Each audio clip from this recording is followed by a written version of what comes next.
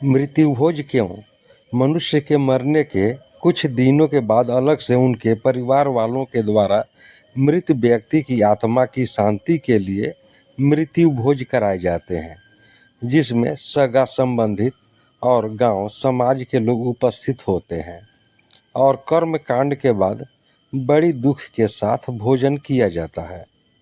कहीं कहीं इसे 13वीं भोज भी कहा जाता है। क्या मृत व्यक्ति की आत्मा को शांति मिलती है?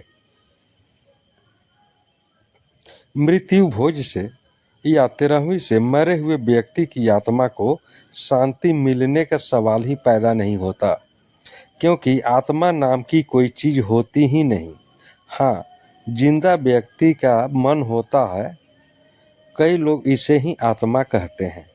अगर इस आत्मा की बात करें तो मरने के बाद व्यक्ति के मन खत्म हो जाता है।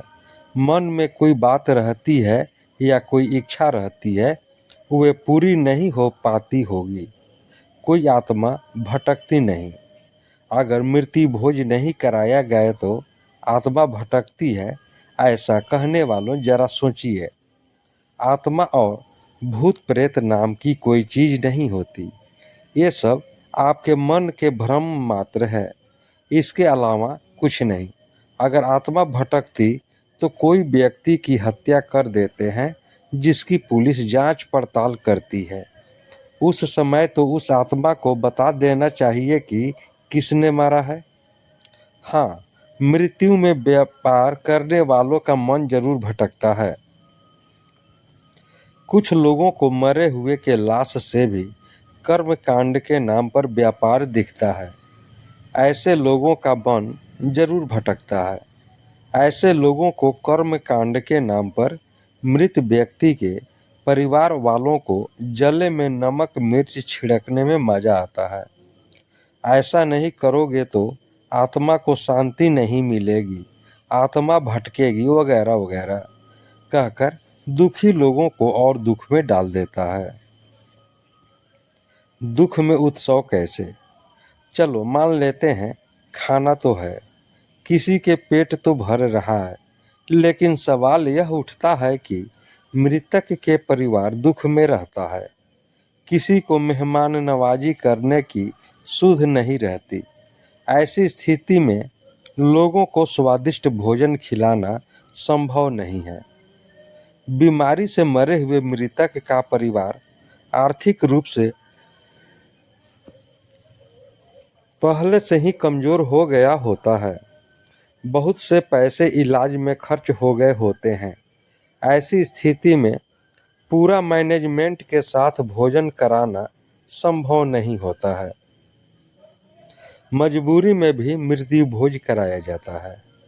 बहुत से मृत व्यक्ति के परिवार वाले इतना दुखी रहते हैं कि बेमन मृत्यु भोज कराते हैं। वे आसपास और समाज के लोग क्या कहेंगे सोचकर मृत्यु भोज कराते हैं। ऐसा नहीं करेंगे तो लोग उसे कंजूस कहेंगे, साथ ही कहेंगे कि यह कैसा आदमी है जो अपने पिता के मरने पर भी उसकी आत्मा की शांति के लिए कुछ नहीं किया, वह कितना पैसा बचा लेगा। ऐसे ही तरह तरह के लोग ताना मारने लगते हैं।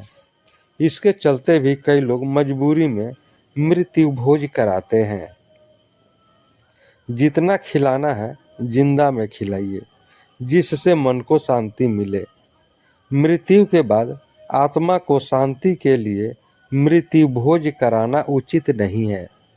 इससे अच्छा है जिंदा में ही उससे अच्छे से व्यवहार करने के साथ अच्छा भोजन कपड़ा जीते जी देना चाहिए। मरने के बाद सब कुछ खत्म हो जाता है। मृत्यु के बाद अगर आप रो रो कर अच्छा भोजन वस्त्र आवश्यक सामग्री आत्मा के नाम से ब्राह्मण पुरोहित को देंगे तो कोई फायदा नहीं। इसका फायदा पुरोहित को ही होगा। आत्मा के नाम से भेंट की गई सामग्री पुरोहित के परिवार वाले उपयोग करके अच्छा जीवन बिताएंगे। दूर से आए मेहमान के लिए भोजन। शोक में शामिल होने के लिए दूर से आए मेहमान के लिए भोजन की व्यवस्था करनी एकदम जरूरी नहीं है, लेकिन स्थिति के अनुसार कर सकते हैं, क्योंकि बहुत दूर से आए मेहमान को खाली पेट भेजना ठीक नहीं है। जो कुछ रूखा सूखा मिल गया खाने को मेहमान को खा लेना चाहिए। अलग से मृत्यु भोज या तेरहवीं करने की जरूरत नहीं पड़नी चाहिए। मृत्यु भोज के लिए कुछ लोग आर्थिक सहयोग देते हैं। बेहतर होगा, जिंदा व्यक्ति जब बीमारी से गुजर रहा होता है उस समय मरीज और उसके परिवार वालों के साथ खड़े रहें।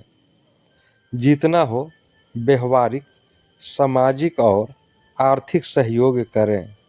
क्या पता ऐसे करने से उस व्यक्ति का जीवन बच जाए। मरने के बाद कौन रो रहा है, मरे हुए को क्या पता। दोस्तों, यह कहानी आपको कैसी लगी? कहानी को लाइक करें, शेयर करें। चैनल पर नए हैं तो चैनल को सब्सक्राइब कर लें